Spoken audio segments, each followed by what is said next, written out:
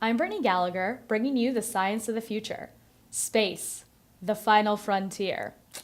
But traveling outside our solar system is no easy feat. In 1977, NASA launched Voyager 1 and 2, two space probes that were sent to study the planets in our solar system.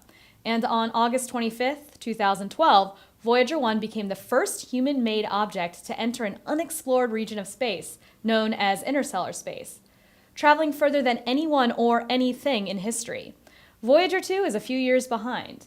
So in 37 years, Voyager 1 has traveled 12 billion miles from Earth. How long would it take Voyager 1 to reach Alpha Centauri, our nearest neighbor? At the speed Voyager 1 is traveling, it would take roughly 67,000 years.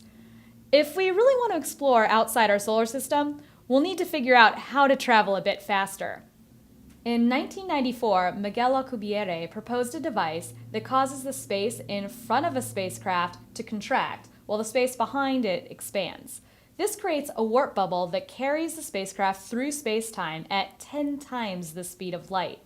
You can think of it like this. Imagine you're walking along at 3 miles an hour, and then you step onto one of those moving airport walkways. You're still walking at 3 miles an hour, but you're covering the distance much more quickly relatively to, say, someone who isn't on that belt. Warp drive may sound like it's out of science fiction, but expanding on the work of Alcubierre, Harold White, a NASA scientist and the Advanced Propulsion Team lead, is in charge of determining if creating a warp drive is possible. Earlier this year, White and artist Mark Rademacher unveiled a new concept drawing, aptly called IXS Enterprise, of what such a spacecraft would look like. This new version has a chunkier ring around the Starship, and it's more compact overall. It would still create the warp bubble that allows for faster-than-light travel, but at significantly lower energy costs than originally calculated.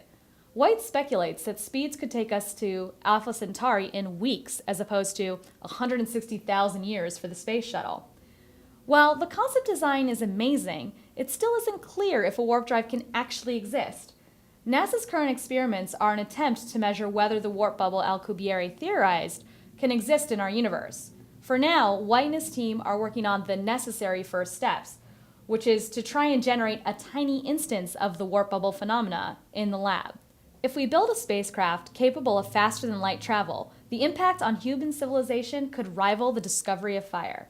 Reporting to you from the future, I'm Brittany Gallagher.